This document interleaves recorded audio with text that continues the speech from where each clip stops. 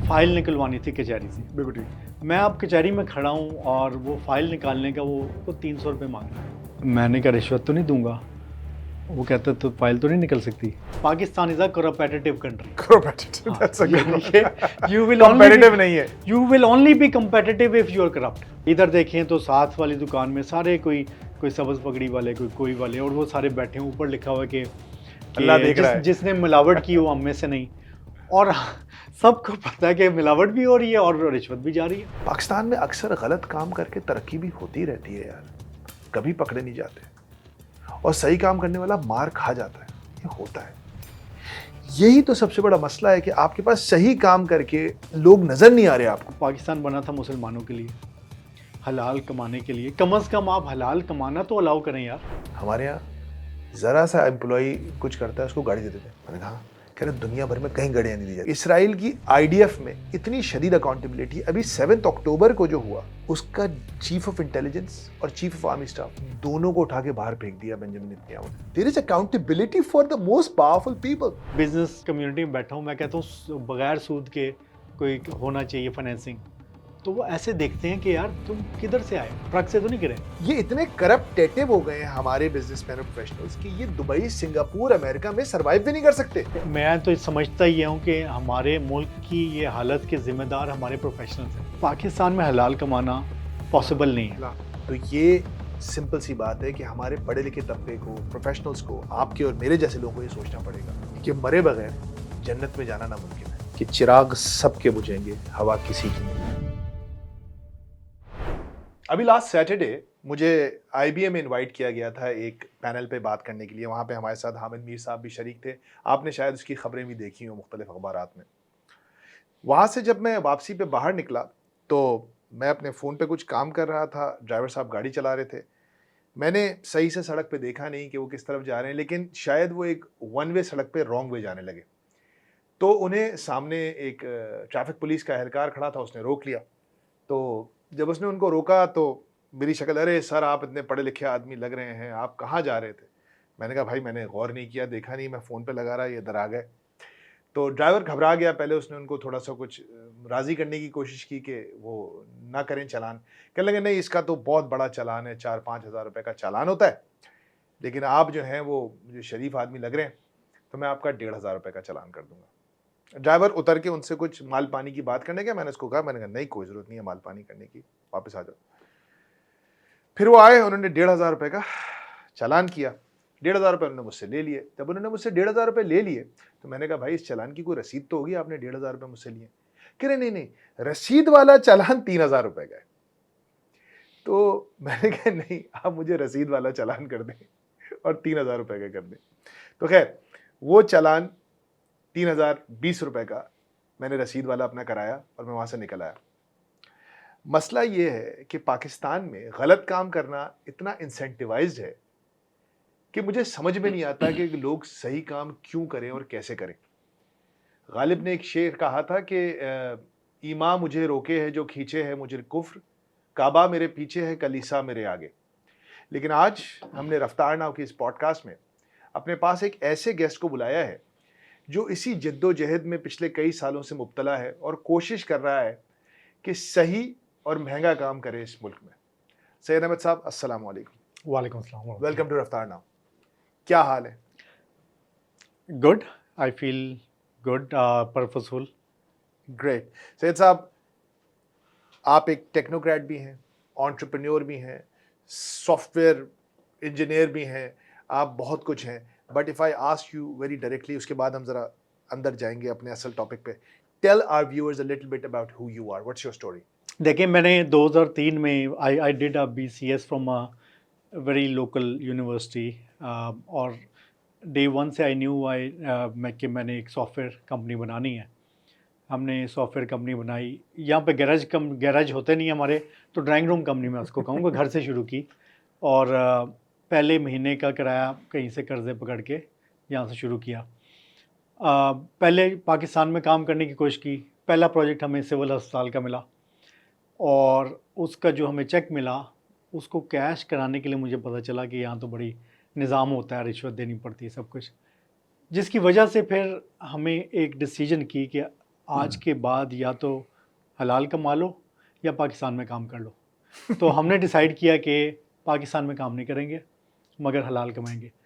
तो हमने day one से फिर अमेरिका पे फोकस किया, एक्सपोर्ट्स पे फोकस किया। हालांकि सितंबर 11 था, मुश्किल टाइम था, अल्लाह ने हमारे लिए दरवाजे खोले और अल्हम्दुलिल्लाह हम सक्सेसफुल हुए। 2008-9 मुझे ये नज़र आया कि बहुत सारे मसाइल हैं, हमारे जैसे जो छोटे ज़ीरो से आए हुए एंटरप्रेन्योर्स हैं उनके लिए इतने मसाइल हैं इंडस्ट्री में कि उनको हल करने वाला कोई नहीं। तो मैंने देखा कि इंडस्ट्री एसोसिएशंस होती हैं, पाशा हमारी एसोसिएशन थी। आई वांटेड कि ये पाशा का काम है हमारे मसले हल करे। तो मैं इन्वॉल्व हुआ पाशा के अंदर।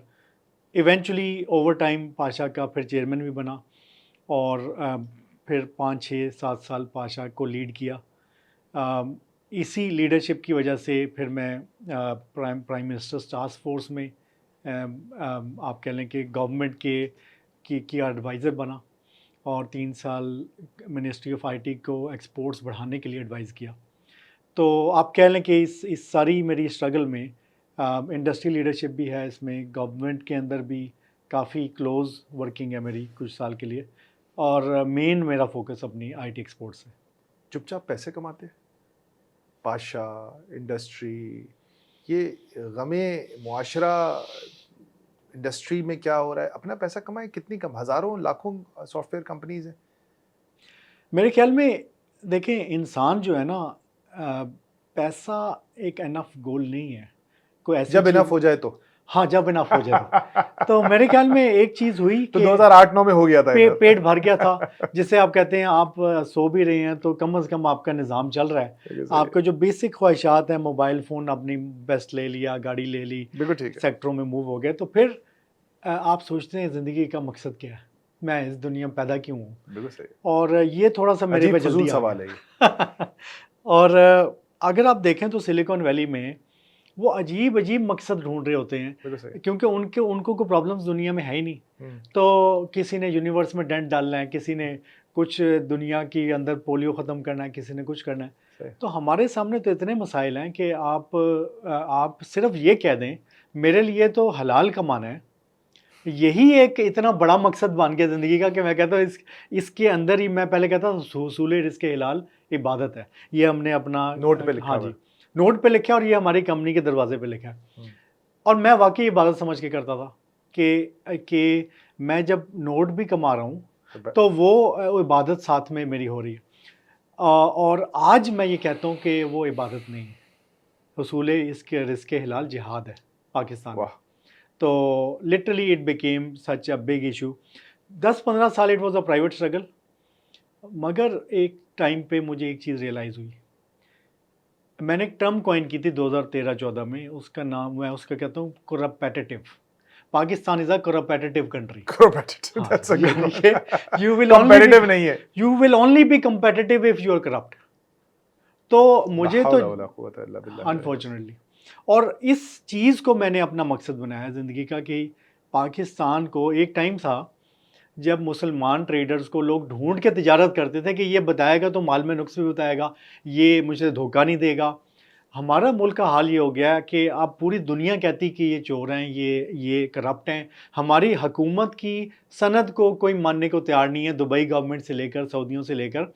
एज अ कॉम हमने आपको फ्रॉडिया स्कैमर डिक्लेयर करवा दिया। सो ये, और हमारे रोल मॉडल्स कौन है, मलिक रियाज या डक्की भाई। तो ये अनफॉर्चुनेटली हमारी जो कह लें कि कौम और यूथ को रोल मॉडल्स मिल गए। दिस नीड्स टू चेंज, और ये हम अनफॉर्चुनेटली अपने वर्स्ट पे हैं। सो मैंने आई फील कि सिर्फ ये मकसद ही अगर आप रखें कि हमने वापस एक ईमानदार कौम के तौर पे सामने आना है, और हमें तो समझाया जाता था, बस स्कूलों में पढ़ाते थे ना, honesty is the best policy. अच्छा, it's a good business as well. Who would do business with a nation जो करप्ट है। तो अनफॉर्चुनेटली हम अपने सेल्फ इंटरेस्ट में लार्जर इंटरेस्ट को तबाह करते हैं, और आज हमारे साथ कोई बिजनेस करने को तैयार नहीं दुनिया में। और फिर हम अपने आप को चेंज करने की कोशिश करते हैं कि पाकिस्तानी का नाम ही मिटा दें अपने ऊपर से। तो अनफॉर्चुनेटली बजाय इसके कि हम अपने आप को सही करें, तो खैर मैं ये समझता हूँ कि एक ज़िंदगी का मकसद मैंने ढूंढा इसके अंदर। और आई फील कि अगर ये, if we are able to even fix a few thousand people, that should be enough. Content creators के पास 3 तरीकों से पैसा आता है, मोनेटाइजेशन, स्पॉन्सरशिप्स और फंडिंग। फंडिंग हमारे पास है नहीं, और आपने ये भी नोट किया होगा कि रफ्तार की अक्सर वीडियोस पर कोई स्पॉन्सर्स नहीं होते। इसके 2 रीजंस हैं। एक तो ये कि स्पॉन्सर्स को लगता है कि रफ्तार जो कंटेंट बनाता है वो बहुत खतरनाक होता है, इसलिए वो हमसे दूर रहते हैं, और दूसरा हमें भी उनके करीब जाते हुए खतरा महसूस होता है। तीसरा, मोनेटाइजेशन। पाकिस्तानी कंटेंट को जो रेट्स मिलते हैं बहुत कम होते हैं, यानी कि 1000 व्यूज़ पे कोई 200-250 रुपए। और दूसरा मसला ये है कि जिस तरह का कंटेंट हम बनाते हैं वो कंटेंट बनाना बहुत मुश्किल होता है, क्योंकि उसमें बहुत मेहनत लगती है, रिसर्च करनी पड़ती है, किताबों को छानना पड़ता है। इसलिए हम डेली ब्लॉगर्स की तरह रोजाना की 2-2, 3-3 वीडियोस अपलोड नहीं करते। ये तो थे 3 रिवायती ऑप्शंस, लेकिन एक चौथा ऑप्शन भी है, आप। इसलिए अब रफ्तार पेट्रियन पर भी जा रहा है, जहां आप हमारे न्यूज रूम का हिस्सा बन सकते हैं। आप देख सकते हैं कि हम कैसे टॉपिक्स चूज करते हैं, रिसर्च करते हैं, आपस में लड़ते हैं, कीमे के समोसे खाते हैं, और सबसे गैर अहम चीज ये कि मुझ नाचीज से भी आप मुलाकात कर सकेंगे। हर चीज की एक कीमत होती है, और सच की भी एक कीमत है, जो रफ्तार पिछले कई सालों से अदा कर रहा है। लेकिन हमें अब आपके साथ की जरूरत है।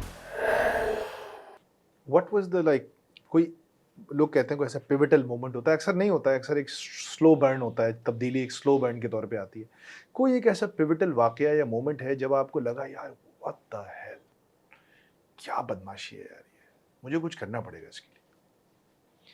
कोई ऐसा पर्सनल वाकया जब आप हर्ट हुए, गुस्सा आया? 2-3 वाक़ये हैं। एक तो मुझे याद है कि हमें my father had a difficult kind of a life, and वो बड़े ईमानदार भी थे, इकबाल के मुरीद थे अपने आप को कहते थे, और वो मगर वो he had a health condition जिसकी वजह से वो आप कह लें कि जॉब से रिटायर कर दिया गया उन्हें हेल्थ रीजंस पे। हमारी दुकानें थी, और मगर वो किराए वगैरह कोई कलेक्शन नहीं थी, कुछ नहीं था, कब्जे हुए थे।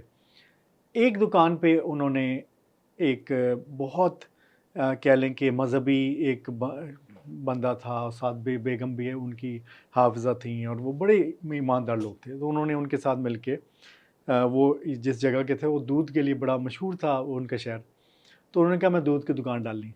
तो माय फादर इन्वेस्टेड एवरीथिंग, उन्होंने कहा ठीक है हम पार्टनरशिप कर लेते हैं।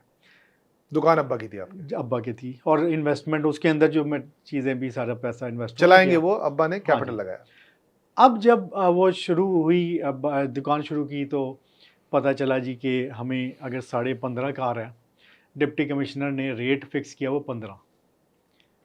तो अब वो अगर आप 15 पे बेचेंगे तो नुकसान पे बेचेंगे।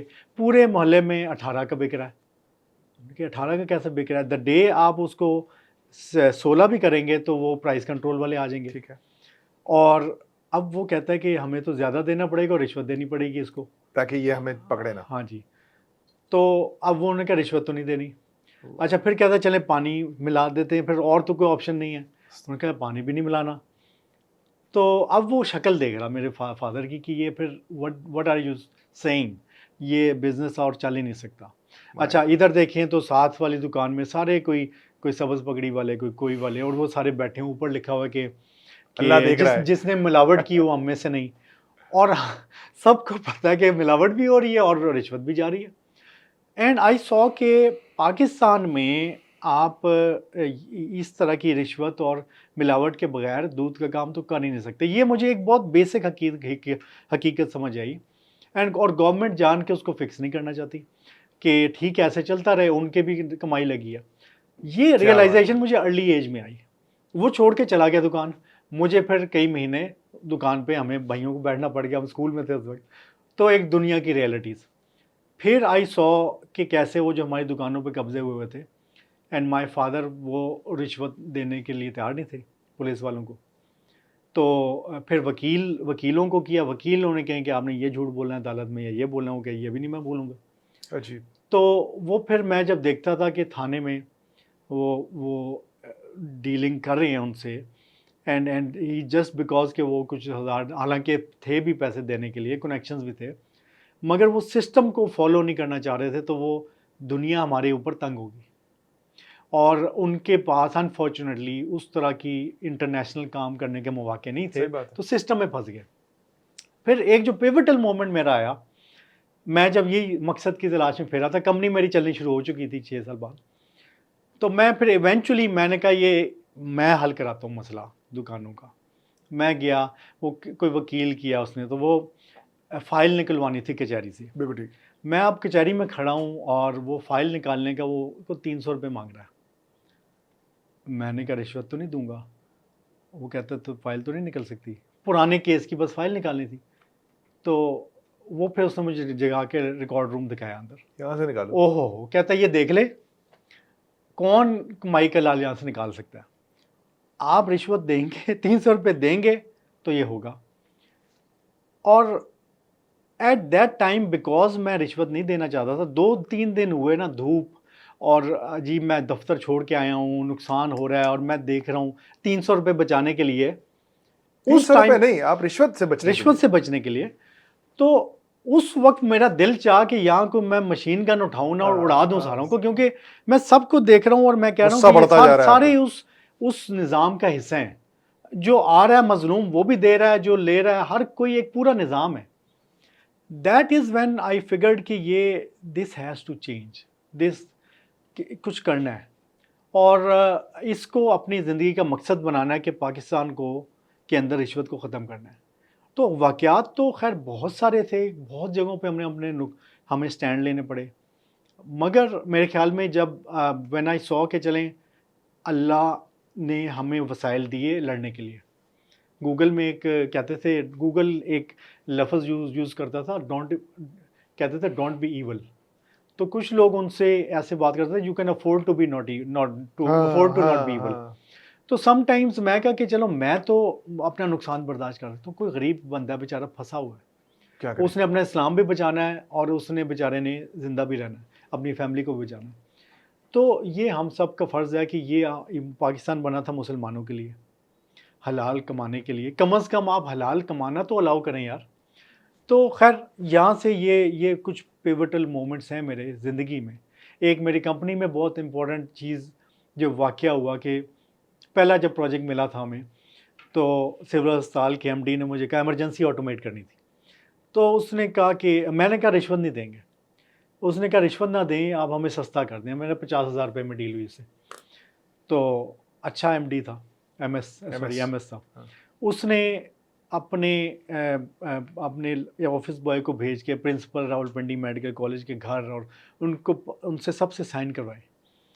उसका अकाउंटेंट आया ना, उसने मुझे चेक पकड़ाया, बड़ा गुस्से में था क्योंकि वो चाह रहा था कि पता नहीं उसके बच्चे के लिए वो कंप्यूटर कर दें क्या। तो मुझे कहता है कि हमारे से तो बच गए हैं, मगर डिस्ट्रिक्ट अकाउंट्स ऑफिस में आपको 2.5% ज़कात देनी पड़ेगी। मैंने कहा ये क्यों? वो कहता है कि क्योंकि स्टेट बैंक का चेक था, उसके ऊपर मोहरें लगती हैं, 7 मोहरें होती हैं। एक रह गई थी। नहीं, वो 7 की 7 नहीं थी। अच्छा, अब वो मैं गया, मैंने एमएस को कहा कि ये तो कह रहे हैं कि वहाँ पैसे देने, तो वो कहते हैं कि हंसने लग गया एमएस ना, सैयद साहब हम जब यंग होते थे ना तो हम भी बड़े आइडियलिस्टिक होते थे, कभी कभी ना फंदा इधर आ जाता है, आपको कॉम्प्रोमाइज़ करना पड़ता है। मेरे साथ हार्डवेयर वाला बैठा था उसने भी तकरीबन उतने के ही हार्डवेयर भेजा था।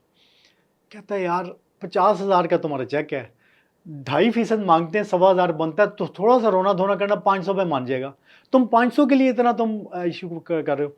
वो कहता है कि मैंने उससे कहा तुम ये ड्रिंक पी रहे हो, मैं इसमें एक पेशाब का कतरा डालूं, पियोगे तुम? नहीं ये तो हराम हो जाएगा फलाना। मैं कहा तो मैं क्यों हराम करूँ 50,000 रुपये। तो बहरहाल फिर उसके बाद हमारी जो एफर्ट, 2 महीने की struggle to cash the cheque जो हमारे हाथ में था, और किसी को निज़ाम में पता नहीं था। लगे 2 महीने हाथ में चेक आ चुका है। यस, और उसमें हम कचहरी जाएं और डिस्ट्रिक्ट अकाउंट्स ऑफिस जाएं, अच्छा वो तो पैसे लेके किसी से मोहर मांगते नहीं थे। अब मैं क्योंकि आ गया, मैं कहा पैसे नहीं, उन्होंने कहा मोहरें लगवा के लें बैंक से। मैं बैंक अल्फला गया, उन्होंने कहा ये तो मोहरें तो पता नहीं ये कौन सी मोहरें, ये तो नहीं होती। तो किसी ने आके मांगी नहीं थी आज तक, तो उन्हें पता ही नहीं था। तो अच्छा अजीब मोहरें, वो एक होता है कि जी आपका इसका अकाउंट वाकई इस बैंक में है, और पता नहीं क्या क्या वो 7 मोहरें थी, तो वो नहीं मिली। कई चक्कर लगे, वो फिर बैंक ऑफ पंजाब से पूछा क्या होता है, उसने बताया होती हैं, उससे फिर जाके लड़े, 1-2 मोहरें लगाई, उसने स्टेट बैंक भेज दिया चेक हमारे बैंक वालों ने, उन्होंने वापस भेजा इस पे अकाउंट्स ऑफिस की मोहर नहीं, फिर वहाँ गए, फिर दोबारा हमारे बैंक वालों ने एक और मोहर लगा के फिर भेजा, फिर स्टेट बैंक ने उसके ऊपर एक और लेटर लगा के भेजा, क्यों ये चेक बार बार हमारे पास आ रहा है बगैर ड्यू प्रोसेस के, अगर दोबारा आया तो हम आपके बैंक के खिलाफ कार्रवाई करेंगे। Oh my God. फिर उन्होंने कहा जी हम नहीं कर सकते, आप देखें। देन मैं जब सरेंडर कर गया ना, मैं अभी यंग ग्रेजुएट हूँ, तो मैं अपने अब्बा जी के पास गया, मैं कि ये मेरे से नहीं होता। फिर मेरे अब्बा जी आए और फिर एक पूरी ब्रांच में तमाशा लगा और पूरी ब्रांच में लोग भाग रहे थे because we created a scene. उस वक्त उससे पहले मुझे नहीं पता था ये भी हो सकता, कोई सीन भी बन सकता है। वहाँ फिर वो आए, उसने मैनेजर ने घबरा गया, उसने फिर कहा अच्छा क्या, हमने कहा लेटर पे लिख दें कि आपके पास मोहरें नहीं हैं और आप नहीं करेंगे, तो उसने लिख दिया लेटर। ये आज के किसके नाम लिखूँ? मेरे फादर ने कहा गवर्नर स्टेट बैंक के नाम लिखो। वो थोड़ा घबराया हुआ था, उसने गवर्नर स्टेट बैंक के नाम लिख दिया। वो उन्होंने लिया, साथ में बैंक अल्फला का जो अरबी फाउंडर था उसको सीसी, और साथ में जो यहाँ का लोकल ब्रांच का मैनेजर था उसको, फिर लेटर भेजे कि जी ये। फिर मुझे कॉल आई, आज जी आए आप फ़ौरन आए, सातों मोहरें टेबल पे थी, आपने पहले क्यों नहीं बताया, आप देखें आप शिकायत लग गई फलाना। अब वो फिर बार हमारा चेक तो कैश हुआ और प्रॉबेबली वो उस बंदे की वहाँ से पता नहीं ट्रांसफ़र हुई कि क्या, what became a major issue. But मैंने कहा ये पाकिस्तान में तो नहीं हो सकता। तो देन वी डिसाइडेड कि पाकिस्तान में हलाल कमाना पॉसिबल नहीं है, तो हम अमेरिका में फोकस करेंगे। अल्लाह के शुक्र अमेरिका में तक अच्छा हुआ काम, हम नाउ वी बिकेम स्ट्रॉन्ग। अब वापस आए। बहुत सख्त जुमला बहुत आसानी से कह के निकल गए सैयद साहब आप। पाकिस्तान में हलाल कमाना मुमकिन नहीं, इसलिए हम अमेरिका चले गए। बहुत सख्त जुमला है। और ऊपर से जब आप कहते हैं ना पाकिस्तान का मतलब क्या, ला इलाहा इल्लल्लाह, अब आप कहते हैं ना पाकिस्तान का मतलब क्या, तो आगे से लड़ाई हो जाती है कि मतलब है क्या। तो आप कह रहे दरअसल अब ये बात हो गई है, कह रहे यार देखो यार ये मत बोला करो यार, हाँ, ये नहीं था मकसद। हाँ, अब ये बात ये कह रहे यार ये मकसद नहीं था यार। ऐसे ही छोड़ो यार, क्या ये तो बहुत तुमने प्रेशर डाल दिया हमारे ऊपर, हटाओ इसको, है ना, ऐसे ही। मतलब खत्म करो इसको। प्राइस, मैंने एक जगह कोट पढ़ा था, बड़ा खूबसूरत कोट था, it is not a principle if it hasn't cost you anything. उसूल की कीमत होती है, सच की कीमत होती है। हम बाय द वे रफ्तार वाले भी अदा कर रहे हैं पिछले कई सालों से। आपने क्या कीमत अदा की है अपने प्रिंसिपल्स की? मेरे ख्याल में तो मिलियंस ऑफ डॉलर्स, मतलब खैर कुछ चीज़ें हैं मैं तो उसको नहीं समझता। एक तो ये स्ट्रेस हुआ, ये तो एक कीमत ये भी है ना कि पागलों की तरह 50 अपना जो पैसा हलाल का पैसा है उसके लिए दौड़ रहे हैं, 2 महीने इंतजार कर रहे हैं, ये भी कीमत ही है। कीमत है। और क्योंकि खैर आपके घंटे का, आपके वक्त का एक प्राइस है।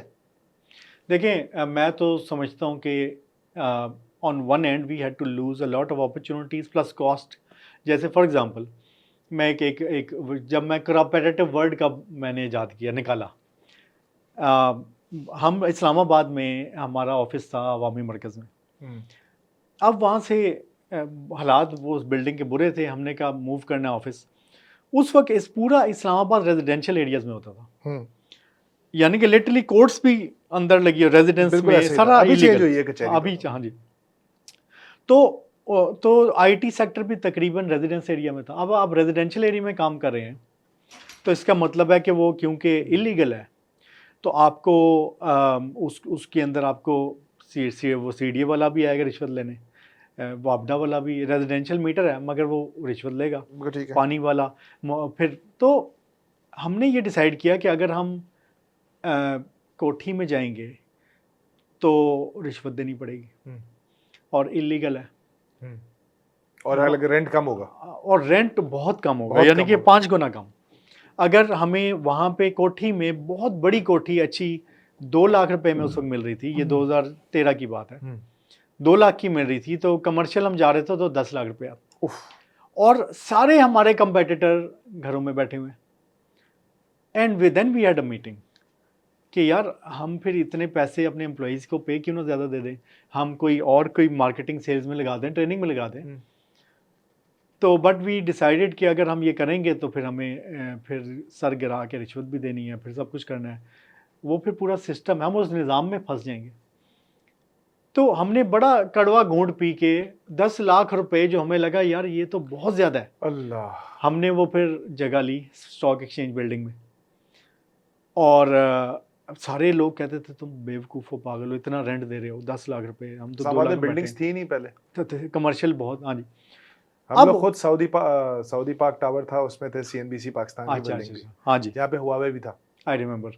तो अब हुआ क्या कि मगर मैं इस चीज़ पे बिलीव करता हूँ कि कॉस्ट होती है टेम्परेरी।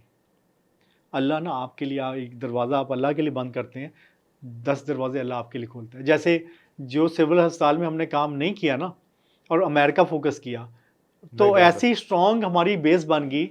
और बाद में जो लोकल काम करने वाले रोते थे, कहते यार तुमने बड़ी स्ट्रेटजी लगाई कि तुमने डे 1 से ही अमेरिका पे फोकस कर लिया, फिर अब सब वही घुस गए। सारे वहाँ घुस गए। इसी तरह जब हमने डिसीजन ली हम स्टॉक एक्सचेंज बिल्डिंग में चले गए महंगे, तो 6 साल बाद उस वक्त कोई चीफ जस्टिस ज़रा Order दे आए दिया। हुए थे उसके अंदर, उन्होंने पूरे इस्लामाबाद में उसको बैन किया, सारे कमर्शियल रेजिडेंशियल एरिया सील हो गए।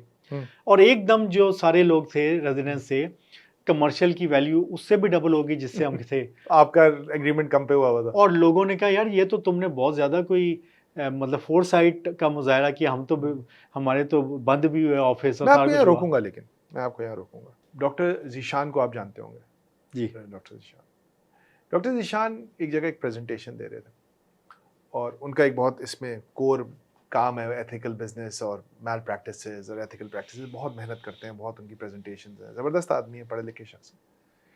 तो जीशान भाई ने एक प्रेजेंटेशन दी जिसमें अनएथिकल बिजनेस प्रैक्टिसेस के ऊपर उन्होंने थेरानोस और एनरॉन और इन सब की एग्जांपल्स दी, और उन्होंने ये साबित किया कि देखो ना, ये गलत काम किए, पकड़े गए, नुकसान हुआ, और इवेंचुअली इट कॉस्ट देम। आप भी यहाँ कह रहे हैं कि देखिए मैंने अच्छा काम किया ना, मुझे फ़ायदा हुआ, लेकिन मैं आपसे एक अगर सीधी बात बोलूँ, पाकिस्तान में अक्सर गलत काम करके तरक्की भी होती रहती है यार, कभी पकड़े नहीं जाते, और सही काम करने वाला मार खा जाता है, ये होता है। यही तो सबसे बड़ा मसला है कि आपके पास सही काम करके लोग नज़र नहीं आ रहे आपको। देखिए, पीपल सी पीपल डू, इंसान का एक फितरत है, वो देखता है, वो काम करता है। बहरिया टाउन वाले साहब जिनका आपने जिक्र किया, उन्होंने एक रास्ता बनाया, उससे पहले वो रास्ता उस स्केल पे कोई नहीं करता था। लोगों ने बोला अरे ये तो हो सकता है, ये तो बड़ी कामयाबी से हो सकता है। सब उसी काम में लग गए, सब करते थे। सब ने क्या किया, बिल्डर्स ने 1000 एकड़ ज़मीन पे कब्जा किया और 1000 लोगों का दस्तरखान खोल दिया जिसमें उनको खाना खिलाने लगे। तो रोल मॉडल्स आपको ऐसे बहुत नजर आते हैं, रॉबिनहुड्स का उल्टा। लेकिन अच्छे काम करने वाले कहाँ नजर आते हैं? आप ये कह रहे हैं कि आपको फायदा हो गया, लेकिन ये तो हाइंडसाइट में आप कह रहे हैं, और शायद आपको करना ही था, और अब आपकी एक लेंस है कि आपको कहता है अच्छा मेरा फायदा ही हुआ है, क्योंकि आपको अपने दिल को भी तसल्ली देनी है। क्या वाकई पाकिस्तान में फायदा होता है सही ठीक काम करने का? देखिए डिपेंड करता है कि आप ज़िंदगी में ना सक्सेस किसको ले रहे हैं। बहुत सही बात है। तो बात यह है कि I agree with you, Pakistan में ये होता है कि एक बंदा 2 नंबरी करता है, ऊपर आता है। जब वो ऊपर आता है, आप अगर उसको इवन उसको इदारे कोई आगे पकड़ भी लेना, फिर वो कहते हैं उसके साथ डील होती है, देन एक्चुअली वो उनके प्रोटेक्शन में आ जाता है और फिर वो उनका एसेट बन जाता है। मगर बल्कि ऐसे ही लोग तलाश किए जाते हैं जो कॉम्प्रोमाइज होते हैं, बिल्कुल, मगर क्योंकि वो गलत जो गोरे करते थे, ब्रिटेन के गंदे तरीन करप्टेड लोगों को यहाँ लाके बिठाते थे, उनसे वो सारे गंदे जलियांवाला मैसेकर करवाते थे, सब कुछ करवाते थे, क्योंकि करप्टेड लोग होते थे। मगर और कहते हैं ना कि एसएचओ को तो पता होता है ना कि इस इलाके में कौन कहाँ बैठ के कौन जुआ खेल रहा है, कौन क्या कर रहा है, ये तो उनकी सरपरस्ती में हो रहा होता है। बिल्कुल। अब मगर वो जो बंदा है जो ये कर रहा है ना, वो उस लफ्ज़ पंजाबी में वो काना होता है सारी ज़िंदगी। बिल्कुल। अब वो ना कभी कोई स्टैंड ले सकता है सारी ज़िंदगी को, मॉरल उसकी स्टैंडिंग नहीं होगी तो वो मुनाफिकत वाली होगी। अब वो बंदा जो है ना, इवेंचुअली क्या होता है कि this is not a sustainable. जैसे फॉर एग्जांपल इंडिया में ले लें, सत्याम है। सत्यम की एक छोटी सी मेल प्रैक्टिस थी, करते करते सत्यम कितनी बड़ी होगी, इवेंचुअली जब वो एक्सपोज हुई तो इतनी बड़ी एम्पायर धड़ाम गिर से गई। नीचे गिर गई। अभी यहाँ पे आपको बड़े बड़े मिलते हैं, वो कहीं पे आके जब जब वो निज़ाम से फंसते हैं ना, तो फिर वो पीछे से फाइलें तो सबकी बनी हुई हैं। तो मसला ये है कि अगर आपने कभी ज़िंदगी में हमेशा प्रिंसिपल्स पे रहे हैं, पहली बात आप अंदर से सेटिस्फाइड हैं कि यार मेरी ज़िंदगी का मकसद जो है ना अल्लाह के सामने, आप मतलब in the end you will be satisfied in your life कि यार मैं जो कर रहा हूँ ना, वरना तो हवस इतनी है कि वो फिरौन भी जो है ना वो पूरा नहीं होगा अपने पैसे से। हुसैन का सर कट जाएगा। और तो मैं ये समझता हूँ कि सक्सेस मेरे नज़दीक क्या है, इसने मुझे पर्पस दिया। मैं देखता हूँ लिटरली मेरे पास आते हैं वो में से 100 गुना ज़्यादा अमीर लोग, वो आके कहते हैं यार मेरे पास इतना पैसा भी है, सब कुछ है, कोई मकसद नहीं है, मुझे समझ नहीं आती, I am not satisfied with my life. तो आपने मज़े कर लिए, कितना करेंगे, एक हद से ज़्यादा जब आपका पेट भर गया ना, खाना खा लिया है, तो फिर तो उल्टी आएगी आपको, एक हद से ज़्यादा नहीं खा लेकिन सकते नहीं आप। सैयद साहब, आपने बात की कि हिर्स और हवस अनलिमिटेड होती है, लेकिन इसकी एक दूसरी साइड भी है ना। इंसान या तो ग्रीड से चलता है या फियर से चलता है, अकाउंटेबिलिटी से, खौफ से चलता है। जब एक मुल्क में, एक मुआशरे में कोई अकाउंटेबिलिटी नहीं हो, कोई खौफ नहीं हो कानून का, तो फिर सिर्फ एक ही खौफ बच जाता है, वो अल्लाह का। तो आप बेसिकली इन 25 करोड़ लोगों से ये तवक्का कर रहे हैं कि ये सब के सब मुत्तकी औलिया अल्लाह लोगों बन जाएं और ये सब वही करें जो सही है करने का। ये आपका, दिस इज योर स्ट्रैटेजी? देखें फिर तो आप तबलीग का काम कर रहे हैं। मैं समझता हूँ कि ये it's a goal worth having. पहली बात देखें, एक मदीने की रियासत थी ना, ऑन द अदर हैंड हमारे पास मॉडल है कैपिटलिज्म का। बिल्कुल ठीक है। अच्छा, कैपिटलिज्म क्या है? Everything इट्स दो चीज़ें हैं। एक पुलिस स्टेट है, यानी कि लॉ एंड ऑर्डर से लोग डरते हैं, और हाँ। डर की वजह से लोग गलत काम नहीं करते। ठीक है। दूसरा वहाँ पे है कि कैपिटलिज्म में है कि हर बंदा अपने सेल्फ इंटरेस्ट में काम करेगा। The end justifies the means. Yes. तो ये दोनों चीज़ें तो उन्होंने करके दिखाई, मगर हमें जो रोल मॉडल मिला वो ये था कि मदीने में तो कोई पुलिस नहीं थी, ना कोई फ़ौज थी, ना कोई बैतुल माल था, कुछ भी तो नहीं था, मगर सेल्फ ऑर्गेनाइज सोसाइटी थी। और वो सेल्फ ऑर्गेनाइज सोसाइटी कहाँ से चलती थी? एक कल्चर और एक ट्रेनिंग उनकी। लीडरशिप भी थी। लीडरशिप डेफिनेटली, वो उन्हीं ने, लीडरशिप ने तो ट्रेन किया और कल्चर दिया। और वहाँ से फिर एक सेल्फ ऑर्गेनाइज सोसाइटी का कॉन्सेप्ट निकला, जिसमें मैं इसलिए नहीं रुकूंगा क्योंकि मैं माइक्रो मैनेज हो रहा हूँ और डंडा मेरे सर पे है, मैं इसलिए रुकूंगा because I believe in that. And you know, this is what I'm trying to bring into Pakistan culture, business culture. ये जो रेबल हम बात करते हैं, रेबल मूवमेंट हमने शुरू की। यू नो, अब गोरा ये बातें सीख के आ रहा है, इन्होंने कॉर्पोरेट कल्चर बनाया, कॉर्पोरेट कल्चर के कुछ बिलीफ बनाए। बिलीफ ये हैं, humans should be replaceable, humans पे रिलाई नहीं करना, उनके बेर मिनिमम को यूज़ करना है, प्रोसेस सेंट्रिक करना है, इस पर ट्रस्ट नहीं करना, क्योंकि ह्यूमंस हमेशा फ्रॉड करता है और ह्यूमंस हमेशा इन पे चेक एंड बैलेंस रखो। 3 कोटेशनें मंगवाओ और एक कोटेशन की तो इरेगुलरिटी है, केस होगा। यू नो, ये सारी चीज़ें कॉर्पोरेट ने कहा। क्यों? क्योंकि इंसान ट्रस्ट के काबिल नहीं है। प्रोसेस शुड इंश्योर कि कोई गलती ना हो। Transparency and process. ट्रांसपेरेंसी उस तरह नहीं होती। इवन जो कम्युनिकेशन ट्रांसपेरेंसी करती है ना इंश्योर इस चीज को, अगर ट्रांसपेरेंसी अगर हो तो, मगर कॉर्पोरेट कल्चर में ट्रांसपेरेंसी नहीं होती। वो तो एक कम्युनिकेशन प्रोटोकॉल्स होते हैं कि आप हर बंदे को हर चीज़ पे एक्सेस नहीं है। तो अब गोरा उन्होंने सीखा कि यार ये जो हमने निज़ाम बनाया ना, ये फैक्ट्रियाँ चलाएंगे तो ठीक है, मगर इनोवेशन के लिए और अच्छा बड़ा काम करने के लिए ठीक नहीं है। तो अब जो सिलिकॉन वैली ने नए आइडियाज़ लेके आए, एजाइल के आइडियाज़ लेके आए, now they are talking about agile की वैल्यूज़ क्या हैं? Truth, transparency and trust. अब आपके ट्रस्ट का मतलब यानी कि ह्यूमंस पे ट्रस्ट करो और वो सच बोलेंगे। अच्छा, अब सच बोलने का क्या प्रोसेस है? अब किसी कॉर्पोरेट में सच बोलने का कोई प्रोसेस तो नहीं ना, हो सकता है पर्सनल चॉइस है, सच तो ट्रेनिंग है और कल्चर है।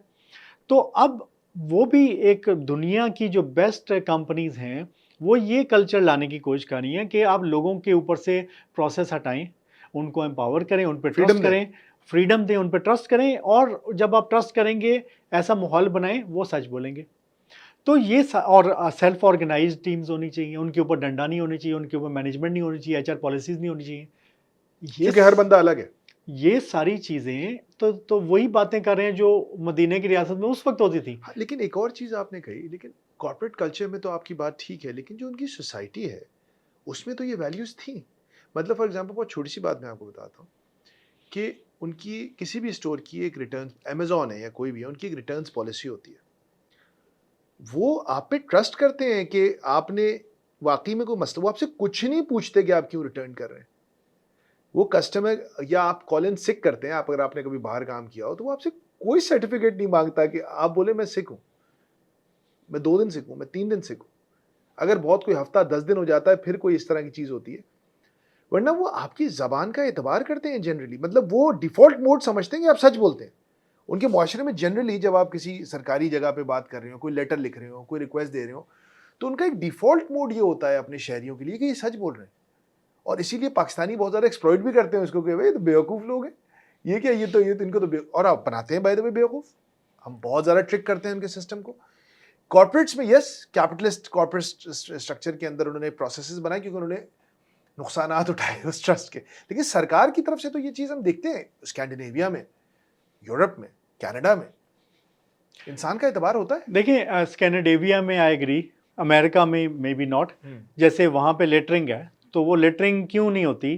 क्योंकि अगली गाड़ी वाला कुछ फेंकेगा ना सड़क पे, तो पिछली गाड़ी वाला शिकायत लगाएगा उसी में। बिल्कुल ठीक।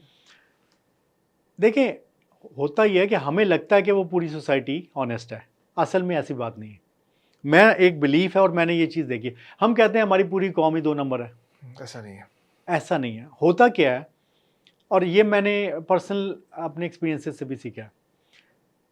बहुत थोड़े से लोग हैं, लेट अस से, मैंने कोई सर्वे तो नहीं कराया, मगर it would be very few, 1% और लेस, जो कि अंदर से करप्ट हैं और अंदर से बुरे हैं। उन्होंने हर चीज़ में ना करप्शन सोचनी है और उन्होंने अच्छे निज़ाम में भी जाके अपना करप्शन करके कोशिश करनी है। सो उनको बुराई नहीं लगती, जिनमें शर है, और उन्होंने शर के लिए खड़े हो जाना है, लड़ना है। और इसी तरह बहुत ही थोड़े लोग हैं, शायद उससे भी थोड़े, जिन्होंने सही काम के लिए खड़े भी होना और लड़ना भी है। बिल्कुल ठीक है। सो ये 1 वर्सेस 1% हो गया। अब 98% जो है ना, ये है फायदा का है। बेसिकली वो इंतजार कर रहे हैं कि इनमें से जीतता कौन है। जो पावर में आ गया, ये 98% उसके पीछे लग जाएंगे। अब वो अगर ये जीत गए बुराई वाले, ये 98% का सिस्टम ही है, हम क्या करें, वो यहाँ लग जाएंगे। कन्फॉर्मिस्ट है। अब वो कन्फॉर्मिस्ट हैं, तो वो अमेरिका में क्योंकि सिस्टम वो है, अब वो 98% उधर चले गए। और निज़ाम पनिश भी करता है गलत बिहेवियर्स को, बिल्कुल करता पकड़ लेता है उसको, हाँ जी। पनिश करता है, चाहे वो अमेरिकन प्रेसिडेंट क्यों ना हो, बिल्कुल। चाहे वो कोई भी क्यों ना हो। मतलब आप देखें, मैं अक्सर इस बात को बोलता हूँ कि जेफरी एप्स्टीन के साथ जो हुआ है इस पूरे केस में, हालांकि उसमें कवर अप की कोशिश हो रही है, लेकिन मुसीबत बन गई है, मुसीबत बन गई है उनके लिए कवर अप करना। बिल्कुल। मतलब ऐसे नहीं हजम हो रहा, आप समझ रहे हैं, ऐसे ही नहीं हजम हो रहा। कोई रियासती मफादात का केस नहीं है वो, लोगों के एक पर्सनल बिहेवियर का एक बद अखलाकी, गैर अखलाकी, गैर कानूनी काम है वो, कि वो अंडर एज जो भी सोलिसिट कर रहे थे सेक्स, लेकिन वो हलक में अटक गया है। वो हजम, डोनाल्ड ट्रंप से हजम नहीं हो रहा, इतना पॉपुलर प्रेसिडेंट है। तो ये सोसाइटल प्रेशर है, सिस्टम का एक प्रेशर है। निक्सन, वाटरगेट, मतलब मोनिका लेविंस्की स्कैंडल, मतलब दीज आर थिंग, मतलब सिस्टम में इतनी जान है। बिल्कुल आप कह सकते हैं कि नहीं यार देखें वो भी हो गया, ये भी हो गया, वो, लेकिन वो अपने मुल्क के अंदर बदमाशी को पनिश करते हैं। वहां दुनिया भर में बहुत दरिंदगी, सफाकी करते हैं, अपने मुल्क के अंदर। आपको मैं एग्जांपल दूं, आप इजराइल की एग्जांपल लें। बाय द वे, इजराइल को लोग, हम समझते हैं कि सड़कों पे उसका झंडा बिछा के उस पर चलने से इसराइल को कुछ हम तबाह कर देंगे। इसराइल की आईडीएफ में इतनी शदीद अकाउंटेबिलिटी, अभी 7 अक्टूबर को जो हुआ, उसका चीफ ऑफ इंटेलिजेंस और चीफ ऑफ आर्मी स्टाफ दोनों को उठा के बाहर फेंक दिया बेंजामिन नेतन्याहू ने। There is accountability for the most powerful people. Problem, Syed, is कहाँ है पाकिस्तान में अकाउंटेंट, किसको सजा मिलती है? आप जब बोल रहे हैं वो देख रहे हैं, तो वो 1% उस आदमी को जो सही रास्ते पे चल रहा है पिटता ही देखते हैं, उसको मार खाता हुआ देखते हैं, उसको जलील होता हुआ देखते हैं, उसके साथियों को देखते हैं कि यार इसका देख कितना बड़ा घर बन गया, यार ये देखना क्या फायदा हुआ आपको ये करके, यार आप बड़े मौलवी साहब बनते थे। ये मैं पूछना चाह रहा हूँ, how do you sell your story? और ये मेरी कंपनी का मिशन स्टेटमेंट है। वही तो कह रहा हूँ। वो ये है कि मैंने हमने तो पीटीवी के ड्रामे देखे थे जिसमें बेचारा वो ईमानदार अफसर था तो वो बेचारा गरीब मरा जी। और जो करप्ट लोग हैं वो आगे निकल जी। गए। तो मैं ये बिलीव करता हूँ कि जिस मकसद को लेके हम चलें, इट्स अ गुड बिजनेस। मैं ये समझता हूँ Makes sense. You're saying Yes. it makes you can make money. Yes. I mean, पूरी दुनिया में पाकिस्तान में भी मैं ये समझता हूँ कि इवेंचुअली अगर आप इसको मकसद लेके चलें, मेरा मकसद ये है कि मैंने ये प्रूव करना है कि लैंड क्रूज़र आप हलाल की कमा सकते हैं और आप अरबपति हलाल से हो सकते हैं। मैं तो जब कहता हूँ ना उससे कि बिजनेस कम्युनिटी में बैठा हूँ, मैं कहता हूँ बगैर सूद के कोई होना चाहिए फाइनेंसिंग, तो वो ऐसे देखते हैं कि यार तुम किधर से आए हो, ट्रक से तो नहीं गिरे, लाइक डोंट यू नो कि ये। लेकिन आप बहुत इस वक्त क्रिटिकल, बड़ी खतरनाक बात टच कर दी आपने, नर्व टच कर दी। आपने भी बात की कि आप you are constantly trying to say कि फरहान मैंने वो 500 रुपये की खातिर 50,000 को छोड़ा, लेकिन इस वक्त हमारे मुल्क में एक hundreds of billion, thousands of billions की एक इस्लामिक फाइनेंस इंडस्ट्री है। बहुत मेजर क्वेश्चंस होते हैं, और वो जो कतरों की आप बात कर रहे हैं उस तरह के बेतहाशा कतरे हैं उस ड्रिंक पे, जिसको वो एक्सेप्ट भी करते हैं और कहते हैं ये वर्क इन प्रोग्रेस है। क्या करे बिजनेसमैन? देखिए मैं तो हमें जब ये पहली दफ़ा एक दफ़ा हमने कोई गाड़ी ली थी 2012 में कब इस्लामिक फाइनेंस से, तो फिर हमारी कंपनी में ये इशू खड़ा हो गया कि ये क्या ठीक है या नहीं ठीक। अभी एज्यूम्ड कि ठीक है और चलें फतवा अवेलेबल है, तो फिर कौन सा मुझे गुनाह मिल रहा है ना, किसी को मिल रहा है, जिसने फतवा दिया उसकी जिम्मेदारी मेरी नहीं। मगर हमने एक रिसर्च की उसके ऊपर कि एक पूरी किताबें भी पढ़ें सारों की और सारा कुछ। अच्छा, उसके बाद वो बात एंड हुई हमारी फतवे और तकवे के ऊपर, और हमने ये डिसाइड किया कि this is doesn't seem right, so हम तो नहीं करेंगे। आप तो काम ही सारा तकवे पे कर रहे हैं। तो अब फिर 500 रुपये छोड़ रहे हैं। वही बात कि हमने फिर देन वी डिसाइडेड कि ये ठीक नहीं है, हमारे लिए ठीक नहीं है, कोई और करेगा हम जज नहीं करेंगे, मगर हम इसको गलत समझ लें। अब क्या हुआ कि इश्यूज़ पे इश्यूज़, हेल्थ केयर इंश्योरेंस देनी है एम्प्लॉइज़ को, कह रहे हैं इंश्योरेंस दो। अच्छा जी देनी है, तो क्या करें? अब देन वी फिगर्ड कि एम्प्लॉइज़ को तो हम नहीं कह सकते कि हम आपको वो वाली इंश्योरेंस नहीं देंगे, वो तो देनी है, मगर वी नीड टू। सो हमने फिर अपना एक निज़ाम बनाया, पूल बनाया, उतने ही पैसे जितने इंश्योरेंस वालों को देने हैं उस पूल में डालने शुरू किया, उस पूल के ऊपर वही कवरेज दी एम्प्लॉइज़ को, and we started to give that. अच्छा, अब एम्प्लॉइज़ को तो इंश्योरेंस वो हेल्थ बेनिफिट मिल रहा है, मगर हम किसी इंश्योरेंस कंपनी को नहीं दे रहे, हमने अपना पूल बना लिया। अब जब हमने अपना पूल बना लिया तो वी फिगर्ड कि यार ये तो इंश्योरेंस कंपनियां तो बड़ा खा रही हैं, लाइक आधा पैसा एम्प्लॉई पे लगता है, आधा वो उनके पास चला जाता है, साल में एक्सपायर हो जाता है। बिल्कुल 2-3 साल ये हुआ काम, तो हमने कहा this can be a good business. अच्छा, अब हमारे एक पाशा का ग्रुप है, उसमें 1000 CEO बैठता है। अब वहाँ पे किसी ने कहा कौन सी बेस्ट इंश्योरेंस अवेलेबल है, किसी ने कहा ये, किसी ने कहा वो, किसी ने कह दिया जी ये तो हराम होती है। अच्छा, अब वहाँ डिबेट और शुरू हो गई, हराम होती है कि हलाल का सीन कर लिया। अब वो बड़ी देर वहाँ पे बहस चलती रही ना। फिर मैंने कहा यार ये हमें तो ये नज़र आया, तो हमने एक ना अपना ये पूल, हमें तो कवरेज के लिहाज से ठीक नहीं लग रहा, तो हमने फिर इसको जब मैं अपना पूल बनाया, सारा कुछ किया, तो इसमें तो बिजनेस में भी फ़ायदा है आपको अगर ये करेंगे, और थोड़ी सी आपको एफर्ट ये है कि आपको एक डॉक्टर करना पड़ेगा जो रसीदों को वेरीफाई करेगा, और पैनल से जाके अस्पतालों से डिस्काउंट की डील करनी पड़ेगी।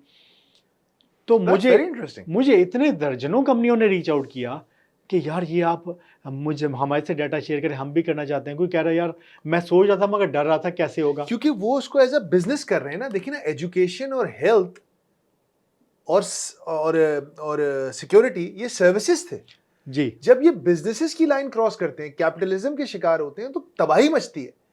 अब हेल्थ कवरेज एक तो स्टेट का काम था, बाय द वे, रियासत का काम था, मेरे और आपके लिए लीगली रिस्पॉन्सिबल भी नहीं है हम इसके कि हम हेल्थ कवरेज दें, by the way you know this, कोई लीगल रिक्वायरमेंट नहीं है, रियासत का काम था। मतलब मुझे एक परसों मैं बात कर रहा था चेयरमैन रिटेल एसोसिएशन पाकिस्तान से, कहने लगे फरहान हमारे यहाँ ज़रा सा एम्प्लॉई कुछ करता है उसको गाड़ी दे देते हैं। मैंने कहा कह रहे दुनिया भर में कहीं गाड़ियाँ नहीं दी जाती। अच्छा मुझे बिल्कुल ना ये एक वो था कि हाँ यार, इट वाज लाइक कहने लगा कहाँ देते हैं गाड़ी, जाओ देखो। कह रहा निकलो पाकिस्तान से बाहर, जाओ दुबई जाओ, सिंगापुर जाओ, यूके जाओ, यूएस जाओ, कहीं कंपनी मेंटेन्ड गाड़ियों का कोई सिस्टम नहीं है। यहाँ का पूरी का ऑटो इंडस्ट्री चली कॉर्पोरेट्स की गाड़ियां देने की वजह से रही है, pharma sector, garment sector, bank sector. कह रहा है क्योंकि यहाँ पे ट्रांसपोर्ट नहीं है, क्योंकि यहाँ पे पब्लिक वो नहीं है, तो आपको गाड़ी देनी पड़ती है यार।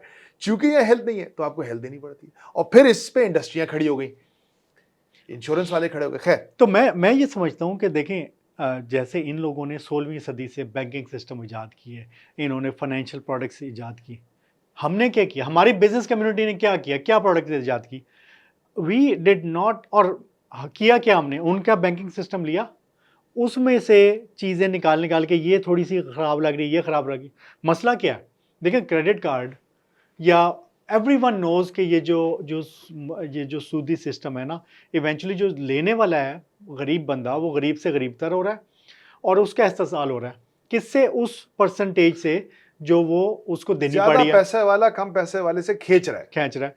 अब इस्लाम कहता है प्रॉफिट एंड लॉस में आओ, मगर जो ये निज़ाम है ये कहता है नहीं हम सूद के ऊपर।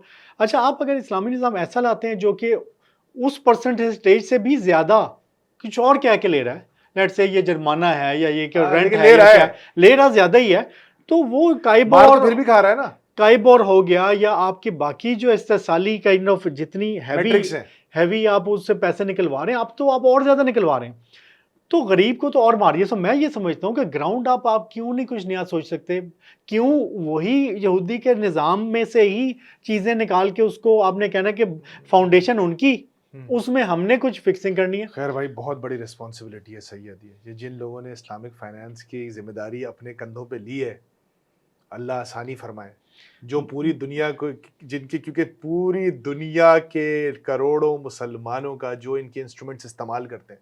मगर मैं आपको बताऊं कि ये जिम्मेदारी हमारे मजहबी तबके की नहीं है कि वो बिजनेस की प्रोडक्ट्स लेके आए, ये बिजनेसमैन की जिम्मेदारी है। देखें मेरे पास MIT एंटरप्रेन्योरशिप को मैगजीन था, कोई ऐसा, उसका एडिटर आया हुआ था, ये इस्लाम लाहौर में था, ठीक है, उसने हमारी बात हो रही तो मैं कहता है SME क्यों नहीं ग्रो करती पाकिस्तान में। बिल्कुल सही कह रहा है। मैंने कहा एक्सेस टू फाइनेंस नहीं है, हमारे बिजनेसमैन समझते हैं ये हराम है, तो बैंक्स के पास जाते नहीं है, तो फाइनेंसिंग ना होने की वजह से ग्रो नहीं करते।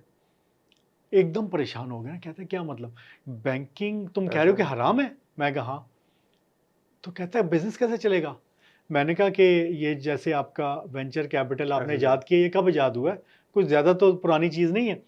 मैंने कहा इसकी बेसिस जो वेंचर कैपिटल किया वो प्रॉफिट लॉस के ऊपर है। ठीक है, तो मैंने कहा ये venture capital is closest to Islam in that point of view. ठीक है, एकदम इतना एक्साइटेड हुआ, कहता तुम कह रहे हो venture capital is closer to Islam और बैंकिंग सिस्टम नहीं। मैं कहा यस। तो ही थॉट कि यार वेंचर कैपिटल ने तो पूरा सिलिकॉन वैली बना दिया, तो अगर वो ऐसे नए profit and loss based instruments निकाल सकते हैं, यस, तो क्यों ना हम क्यों नहीं सोच सकते ऐसा कुछ। तो हमने वही बैंक में जाके ही वो जो मींगे मेखे निकालनी। सो आई बिलीव कि we need to start from ground zero और नई प्रोडक्ट्स बनाएं, हमारी बिजनेस कम्युनिटी इसकी जिम्मेदारी ले। ये नहीं कि ये मौलवी का काम है, उसने फतवा दे दिया अब मेरी जिम्मेदारी हट गई, उसने कहा था कि बहुत नहीं, लेकिन इसका रीजन है ना, रेंट सीकिंग है ना पार्टनर। हम हमारे यहाँ अमीर रिस्क नहीं लेना चाहता, अमीर से अमीर तर होना चाहता है। अमीर ये नहीं चाहेगा कि मेरे साथ छोटे 2-4 और अमीर भी खड़े हो जाए, वो नहीं चाहता ही नहीं।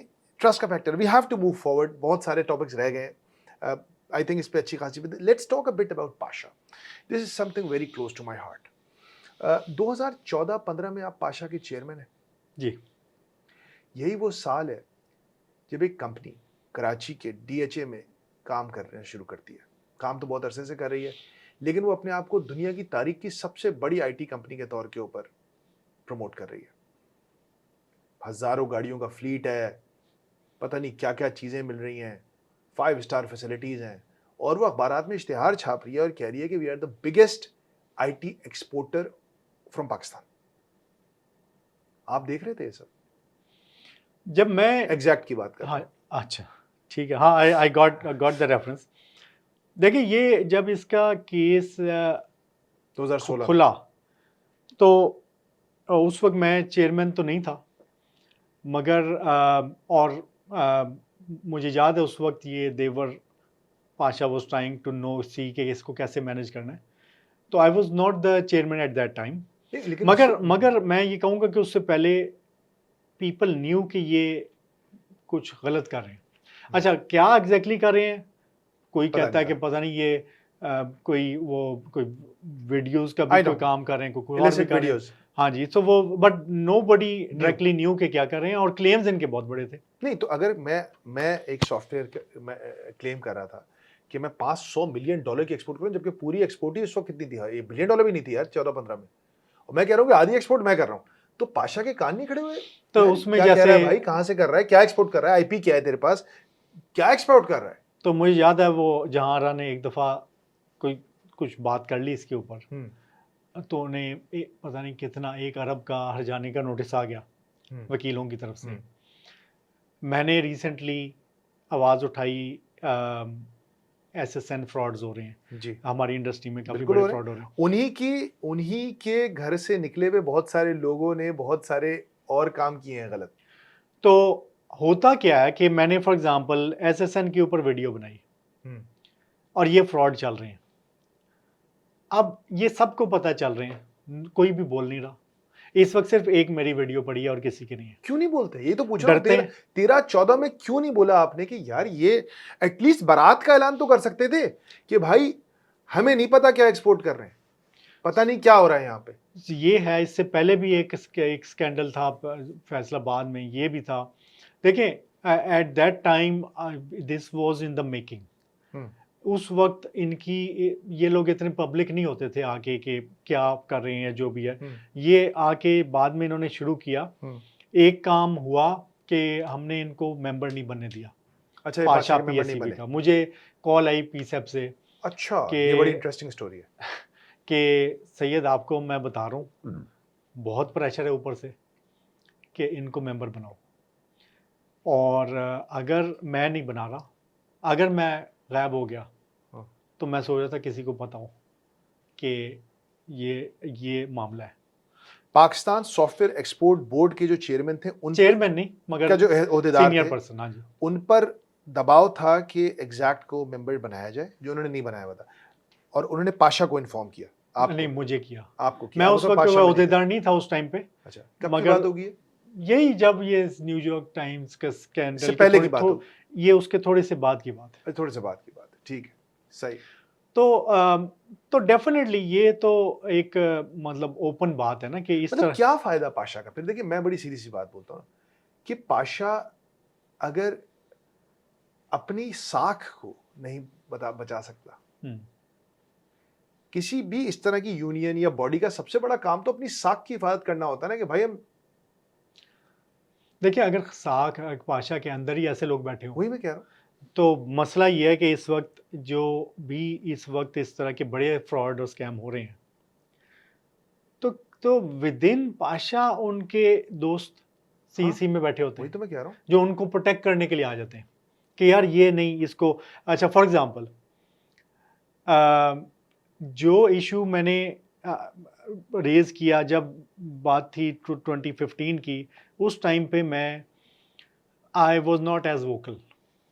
चीज़ें मैं करता था, मैं अंदर से करता था, ठीक है। मगर मैं अभी कह लें कि ओवर टाइम आप मैच्योर होते हैं आप। तो अब जब मैंने वोकल होना शुरू किया, मैं बोलना शुरू किया, तो सामने आ गया कि ये एसएसएन स्कैम चल रहे हैं इंडस्ट्री में। इससे कभी भी एक और न्यूयॉर्क टाइम्स की स्टोरी आनी है। मगर उसके ऊपर हमने कहा इससे पहले कि बाहर से कुछ आए, हम इसको फिक्स करें। मैंने थोड़ा सा बताएंगे एसएसएन स्कैम्स क्या हैं? थोड़ा सा हमारे प्लेटफॉर्म से भी लोगों को आगाह करें। देखें, लोग कहते हैं कि क्योंकि हम खुद इतना फ्रॉड करके, तो लोग कहते हैं कि यार हमें पाकिस्तानी के तौर पे तो बिजनेस मिलेगा नहीं। मैं धोखे से अपने आप को अमेरिकी शहरी शो करूं, टॉम राइडर, हाँ जी, और मैं अमेरिकन जॉब ले लूं। ठीक है। तो आउटसोर्स जब काम होता है, अमेरिकन किसी इंडियन या पाकिस्तानी कंपनी को काम देगा तो वो $3000 आपको पे करेगा। अगर वो अमेरिकी शहरी को जॉब देगा लोकल, हाँ। वो उसको 10,000 डॉलर देगा। हाँ तो ये क्या करते हैं कि इन्होंने सोचा यार ऐसे तो सेल मुश्किल है पाकिस्तान में, हम किसी अमेरिकी शहरी को पकड़ते हैं जो बैठा कुछ कर नहीं रहा मगर उसके पास डिग्री है, हाँ उसको कहते हैं तुम्हें घर बैठे पर जॉब 1000 देंगे, तुम्हारा आईडी सिर्फ यूज़ करेंगे, तुम्हारा सीवी यूज़ SSN यूज करेंगे, सोशल सिक्योरिटी नंबर, उसका हर अमेरिकी शहरी का एक सोशल सिक्योरिटी नंबर होता है, बिल्कुल होता है। वो उसको कहते हैं ये नंबर तुम हमें दे दो हाँ यूज़ करने के लिए, ताकि हम तुम्हारे नंबर इस्तेमाल करके एक नौकरी लेंगे धोखे से कि ये हम जैसे हम ये तुम बोल रहे हैं। नौकरी कर रहे हो, ठीक है। तुम्हारे बिहाफ पे हम इंटरव्यू देंगे, हमारा कोई बंदा इंटरव्यू दे के, कोई सीनियर बंदा बैठेगा वो इंटरव्यू देगा, वो टॉम बन के, अब वो टॉम बन के इंटरव्यू दिया, उसने पास कर लिया, अब उसको नौकरी मिली, टॉम को कहा जो लैपटॉप तुम्हें कंपनी भेजती है वो तुम हमें भिजवा दो, वो इधर आ गया। अब वो जो इंटरव्यू देने वाला अलग रखा हुआ है, उसकी जगह एक और कोई छोटा बिठा देंगे, अब तुमने काम ये चला। टॉम की जगह तुमने काम करना है। अब वो रिमोट, क्योंकि कोविड के बाद रिमोट वर्किंग थी, तो किसी आपने जब मिलना ही नहीं किसी से, तो आराम से ऑनलाइन पता नहीं चलता, तो यहाँ से बैठे काम कर रहे हैं। टॉम को $1000 टॉम को पकड़ाया, ये लड़का क्योंकि इसे भी पता है मैं 2 नंबरी कर रहा हूँ, इसको उन्होंने सिखाया हुआ है वर्ड्स कि तुम टेक्सास में बैठे हो, टेक्सास का वेदर भी देख लो क्या है, यहाँ फुटबॉल टीम्स कौन सी हैं, कन्वर्सेशन में पता ना चले कि तुम पाकिस्तानी हो, तो इसको भी डबल पे दे दी। अब और ख़ुद भी आपको 3000 की जगह $6000 बन गया। तो this was so much money, इन्होंने फिर इसको स्केल किया इस काम को, एक बंदे की SSN पे 5-5 नौकरियां ले ली, 10-10 नौकरियां ले ली, समझ गया। उसको भी बैठे पैसे मिले। तो इस मॉडल को इतना स्केल किया कि पूरा का पूरा पाकिस्तान की काफ़ी सारी IT कंपनियां ये काम शुरू वाह हुई। वाह। मुझे एक लड़का मिला लंदन टेक वीक में, मैंने कहा यार ये लाहौर में कितना फ्रॉड शुरू हो गया ना, तो सैयद भाई कौन सा फ्रॉड, मैंने कहा ये जो SSN, सैयद भाई वो फ्रॉड तो नहीं है। मैंने कहा क्या मतलब फ्रॉड नहीं है, कहते ये तो हर कोई कर रहा है। वाह। तो मैंने कहा अगर हर कोई कर रहा है तो इसका मतलब ये ठीक फ्रॉड हो नहीं गया। रहा।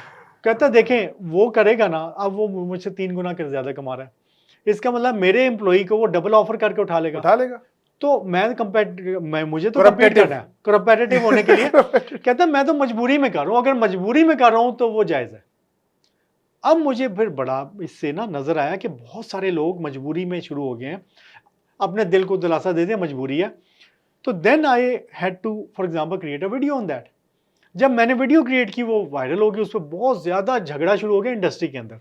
अब मजे की बात है, हाँ उन्होंने कहा, कोई कह रहा आप पाकिस्तान का नाम खराब कराएंगे, कोई कह रहा आप कोई FI हैं, आप पुलिस हैं, आपको क्या तकलीफ है, कोई कुछ कहे। तो literally it was amusing to see कि आधी इंडस्ट्री का रिएक्शन आया मेरे अगेंस्ट इतना स्ट्रॉन्ग कि 1 मिनट के लिए तो मैं भी शक में पड़ गया कि मैंने क्या गलत किया कुछ। और लिटरली फिर मैं इतना इसे कहते हैं गैस लाइटिंग। अच्छा फिर मैंने कहा कि यार मैं वाकई शायद मैं गलत हूँ। मैंने पोल कराया, पाशा ग्रुप में पोल कराया कि क्या मैं ये वीडियो फ्रॉड के ऊपर बनाई है हटा दूं या ना हटाऊं। तो then a lot of good businessman जिनकी मैं रिस्पेक्ट करता हूं और अच्छे तगड़े लोग, वो आके मेरे साथ खड़े हो कहते हैं यार एक बंदा बोला है, तुम लोगों को शर्म आनी चाहिए कि बजाय ओनर कहने के तो इसको भी तो तुम कह रहे इसकी जुबान बंद करने की कोशिश कर रहे हो। Then I got a call from ministry as well कि भाई आपने ये वीडियो बनाई है, अब आप ना इसके सबूत ला के दें मुझे। मैंने कहा ये आप लोग रेगुलेट कर रहे हैं, सारी इंडस्ट्री को पता ये हो रहा है, आपका काम है कि आप इसको, मैं तो चलिए मैं डाटा ला के दे दूं, आप मेरे ऊपर साइबर क्राइम का केस कर देंगे कि तुम्हें ये डाटा मिला कहां से। बिल्कुल सही बात है। तो ये तो आपका काम है। नहीं, अगर आप सबूत नहीं देंगे और आप इसको लीगली नहीं करेंगे तो फिर इसका मतलब है आपका मकसद पाकिस्तान का नाम खराब करना है। वाओ। मैं कहा व्हाट द हेल। तो अब मसला क्या है, फिर जहां पे जाएं इन लोगों को बड़ी बड़ी जगहों पे बुलाते हैं, जेड़ा बोले बुआ वही खोले। अच्छा वो वहां पे वो कोई कहता है ना कि यार ये तो लोग ठीक नहीं है, वो कहते हैं कि जब तक का कानूनी तौर पे आप करें, आके फाइट करें सारा, सो इन दी एंड पूरे पाकिस्तान के फ्रॉड को फाइट करना लीगली, उसको रुकवाना तो गवर्नमेंट का रेगुलेटर कहाँ है। जी, तो नहीं पैका जो बनाया है जिसमें इलेक्ट्रॉनिक फोर्जरी और स्पूफिंग है, उसमें तो ये सीधा सीधा उसका केस है। हाँ, मगर वो नहीं करते अपना काम। सो देखें कैपिटलिज्म की बेसिस हैं, उनसे पैसे लेते हैं प्रोटेक्ट। सो कैपिटलिज्म की बेसिस क्या है, कैपिटलिज्म की फिलॉसफी में जाएं, वो कहता है कि बिजनेसमैन का काम अपने सेल्फ इंटरेस्ट में काम करना है, उसका मकसद नहीं है कि वो मैक्सिमाइजिंग ऑफ रुके। प्रॉफिट्स, और उसके लिए बेशक वो दूसरे का गला काटे, ये उसकी फिलॉसफी का पार्ट है। मैक्सिमाइजिंग अच्छा, प्रॉफिट्स। अब उसका गला तो काटे, जब हर बंदा लालच में गला काटेगा दूसरे का, साथ वाले की जमीन पे कब्जा करेगा, तो उसे रोकने का काम किसका? उसने कहा ये काम रेगुलेटर का है। ये वेस्टर्न माशरे में। हमारा क्योंकि रेगुलेटर खुद साथ मिला हुआ, मैं उसको कहता हूं कि कुत्ती चोरा ना रली है। बिल्कुल ऐसे अब वो आपके ने घर में वो कुत्ता रखा है, वो प्रोटेक्ट करने के लिए, वो आपके अगेंस्ट ही आ जाए। बिल्कुल सही बात। ये मसला है हमारा कि हमारी, मैं ये समझता हूँ कि हमारी कौम का मेन मसला ये है ना, हम डरपोक कौम है। You have hit the nail on the head right now. हर चीज से डर जाएंगे। और छोटी छोटी चीज में, जैसे ये बात है ना, ये मैं एसएसएन फ्रॉड की बात की, मैंने जब वीडियो बनाई ना तो मुझे कॉलें आई, ये सैयद ये तुमने क्या किया? क्या जरूरत है? हाँ, तो फिर मुझे कहते हैं अभी तुम ना 6 महीने के लिए अपने साथ $1 रखा करो, हाँ, सिक्योरिटी गार्ड रखो। फिर कहता है अब तुम देखना तुम्हारे खिलाफ ये होगा, तुम्हारे खिलाफ वो होगा। मैं कहा यार, आप अगर ठीक काम कोई कर रहे हैं, आपको डरने की क्या जरूरत है?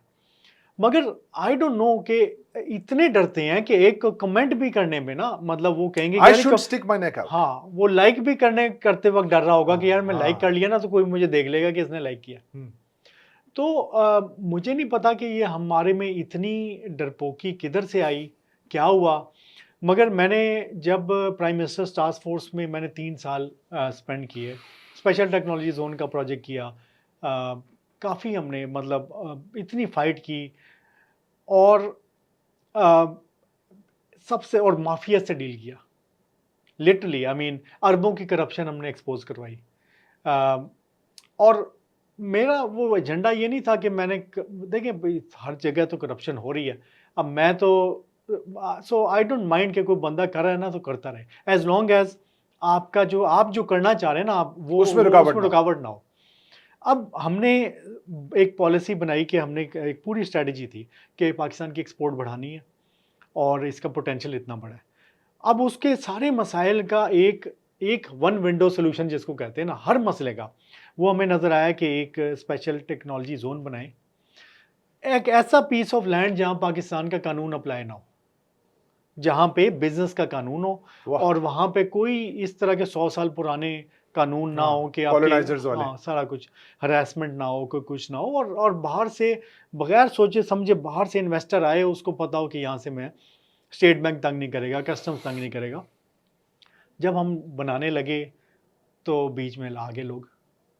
एक one of the guy he said कि जी ऐसा काम ना आज तक पाकिस्तान में हुआ ना आइंदा कभी होगा। इन्हें रेंट सीकिंग वाले रेंटल मंसूबे चाहिए, बिल्डिंग बनाएं, कोई एडीबी से वर्ल्ड बैंक से $100 मिलियन का कर्जा लें और उसमें 10% अपना निकालें, फिर आगे वो वापस करते रहे, सारे ये रेंटल चलते रहेंगे। और सूद की शरह बढ़ती जाए कौमी बजट में, 50% इज इंटरेस्ट। बिल्कुल। तो हमने उसके लिए देन 2 साल की जंग हुई, और हर जगह ये लोग, मुझे फिर समझ आई कि एक इंटर मिनिस्टेरियल माफियाज थे who would license raj. Oh yes, और उसमें नीचे R&I डिपार्टमेंट में जो होता है ना खत पहुंचाने वाला, वो आपके खत चेंज का सेक्रेटरी बेचारे का को भी धोखा दे रहे होंगे, उसके भी फाइलें चेंज हो जाएंगी, और सेक्रेटरी फिर जब वो चेंज हो गई तो कल को उसकी अपनी बेचारे की बेइज्जती है कि यार कल को मैं क्या शक्ल दिखाऊंगा कि मेरा डिपार्टमेंट से फाइलें चेंज होगी और मुझे नहीं। So then he starts to protect them as well. तो एक इंटर मिनिस्टेरियल माफिया था जो मेरे आगे आगे खड़ा। ब्यूरोक्रेसी जिसे कहते हैं, ब्यूरोक्रेसी Slash. मैं कहूँगा कि इवन जो असिस्टेंट डायरेक्टर लेवल के भी लोग हैं जो प्रॉपर ब्यूरोक्रेट्स नहीं भी हैं, ये क्योंकि ब्यूरोक्रेट ना आते जाते रहते हैं, सही। इन्होंने पीछे से अपनी एम्पायर बना लेते हैं, कब्जे कर लेते हैं। नौकरशाही। तो इन्होंने फिर रास्ते में आगे बहुत मुश्किल हुई, 2 साल तक हम कुछ नहीं कर सके। मुझे कहीं से फिर सबूत आए कि यहाँ पे क्या चल रहा है, कोई करप्शन जैसे, तो मुझे तो लग रहा था जैसे अर्तुगरुल की स्टोरी नहीं होती कि बीच में कहीं वाइट बियर्ड्स आ गए, उन्होंने कोई आपको कोई सबूत प्रोवाइड दे दी, उसकी बेस पे आप बच गए, वरना आप मारे गए थे। ठीक है।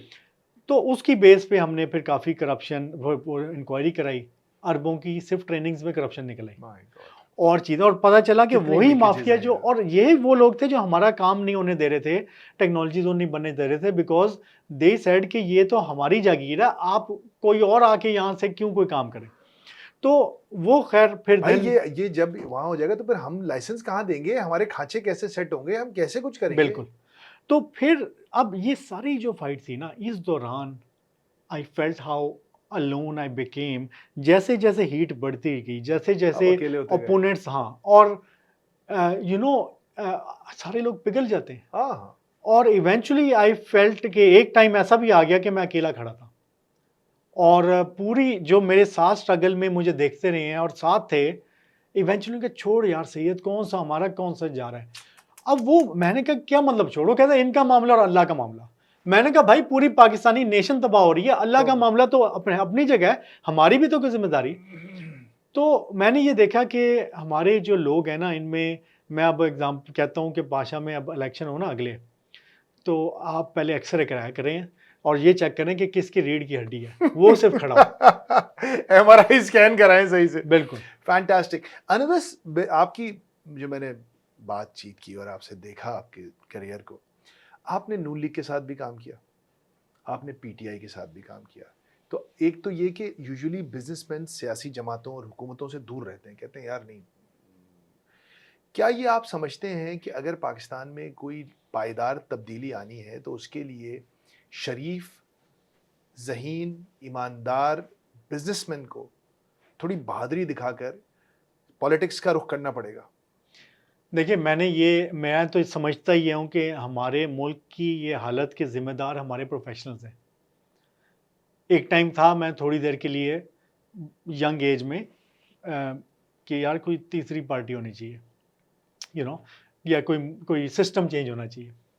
तो I went into kind of volunteering, और एक पार्टी के अंदर जब मैं गया ग्रास रूट लेवल पे, तो मैं तो इर्द गिर्द देख के हैरान रह गया कि I was odd one out. मैं सिर्फ ओनली बंदा था जिसकी अपॉर्चुनिटी कॉस्ट थी, जो सब कुछ सेट है, बाकी कोई लॉयर है जिसका कोई केस कोई नहीं है, लेने या आया हुआ प्रॉपर्टी है, डीलर है और लेने आया हुआ है, उसको फायदा है हाँ, उससे। नहीं ऐसे भी थे, मैं ये नहीं कहूँगा, ऐसे भी थे जैसे लेट से कोई सब्जी फरोश है, अच्छा, या आड़ती है, कोई और है, अच्छा, वो सब्जी वाला है, वो लगा हुआ है, पैशनेट भी है, मगर वो ना Intellect रही नहीं ना, है। अच्छा, मगर उसने अपना घर पूरा बेच के लगाया हुआ है। हाय बेचारा। यानी लोग अपनी जिंदगियां लगा रहे हैं, और मैं अपने साथ प्रोफेशनल्स को कह रहा हूँ यार, ये एक ड्रोन के खिलाफ एक ना जलसा है, सिर्फ इसमें आ जाओ। नहीं यार, नहीं यार, वो कौन वीकेंड पे आए यार, अपना वीकेंड का आराम नहीं बर्बाद करना चाहते। सिर्फ हमारे प्रोफेशनल्स काम करें अपने लिए, अपनी फैमिली के लिए, that's it, no bigger purpose. और इवेंचुअली अब वो भी फायदा नहीं पहुंचा रहा, वो भी नहीं पहुंचा रहा, मगर मगर अब वो जिस शाख पे बैठे थे, अब वो शाह, वो कह रहे हैं ना, अब तो the host has become the parasite. तो फिर ये कहते हैं कि हम निकल जाएंगे और मुल्क में, नहीं तो तो निकल वो के बाहर unfortunately- नहीं, लेकिन ये अहमद जलाल साहब हैं, कोर्डोबा कैपिटल वाले, उन्होंने मेरे साथ पॉडकास्ट की, उन्होंने बोला भाई ये इतने, क्या कहते हैं उसको, मैं एक शरीफाना लफ्ज़ इस्तेमाल करना चाह रहा हूँ, उन्होंने बोला कि हमारे बिजनेसमैन और प्रोफेशनल्स इतने,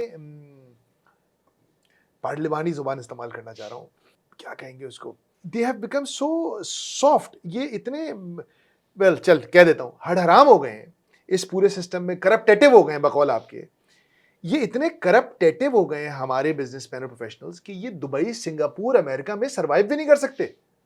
इनकी जो बेसिक मोरालिटी और एथिक्स है, ये वहां पे ये मार खा जाएंगे, क्योंकि ये तो रेंट सीकर्स हैं, तो इनके पास बाहर भी कोई जगह, तो वहां भी क्या कर रहे हैं, प्रॉपर्टी में पैसे लगा रहे हैं, ऐसे रेंट मकान ले रहे, धंधा वहां पे भी नहीं कर रहे। So it is coming, the chickens are coming home to roost.